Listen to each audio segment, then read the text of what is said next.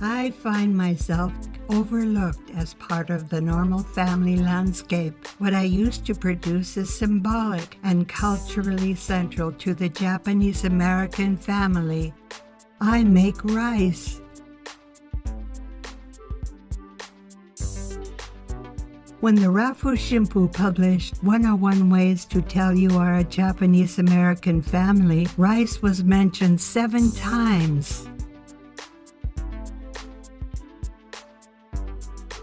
I was born in Erie, Pennsylvania by the Griswold Company to produce the American family dinner. But as fate would have it, I was purchased in the 1930s by the Yokoi family, Kichijiro, Tetsu, and their children, Kazuko, Yoshiko, Mizuye, and Haruo, flower farmers on land that is now East LA College. I was purchased for one task, to cook rice.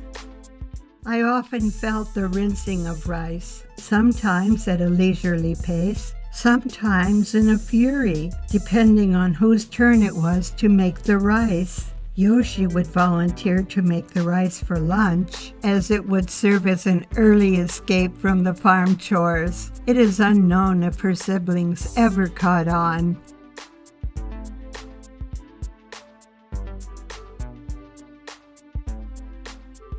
I was heated on the stove until the water boiled, then removed to sit and steam. If done right, my rice was soft, but not mushy. A wooden shimoji would gently mix my contents.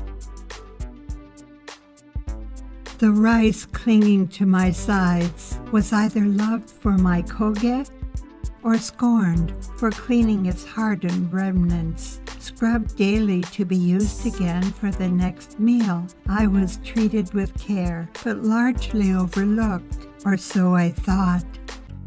After years of daily use, there came a time I was packed up and sent on a journey. In 1942, Executive Order 9066 ordered the evacuation of the family and others of Japanese ancestry from the West Coast. Instructions were to take only what they could carry. Of all the household items that could be carried, Tetsu chose me. I was taken to the intersection of Garvey and Atlantic, boarding buses, bound for the Santa Anita Racetrack Assembly Center. From Santa Anita, a long train ride to a sparse, desolated makeshift camp in Heart Mountain, Wyoming. Life was being redefined as adjustments were made amid uncertainty. Eventually, I found a place on the wood stove in the center of the barrack and was the center of hospitality. Then it was time to move again, due to answering yes and no to 2 questions on loyalty, to another more desolate location.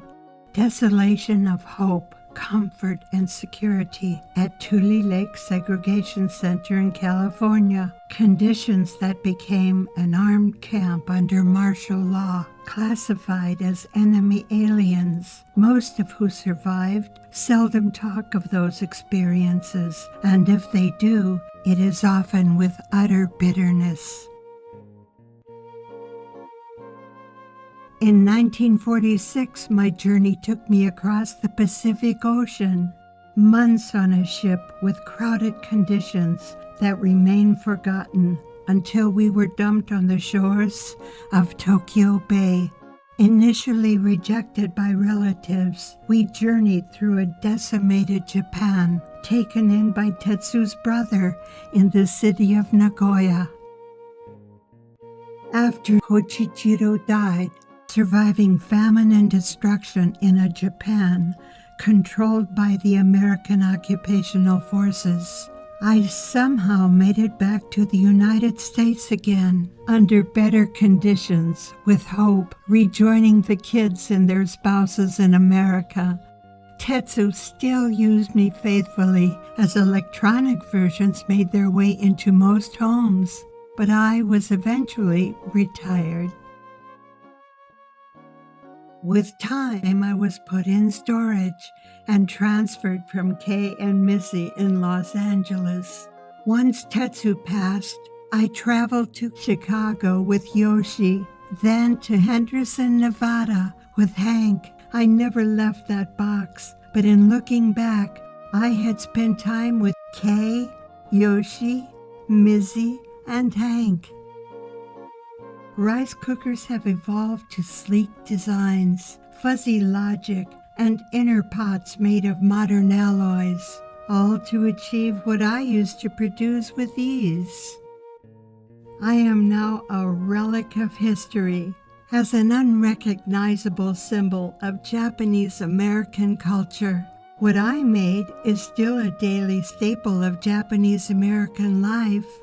What I witnessed through daily meals with the Yokois was endurance, resilience, courage, and hope for a better life.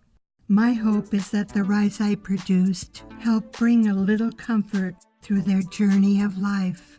Dedicated to Kochijiro, Tetsuko, and their children, Kazuko, Yoshiko, Haruo, and Mizuya.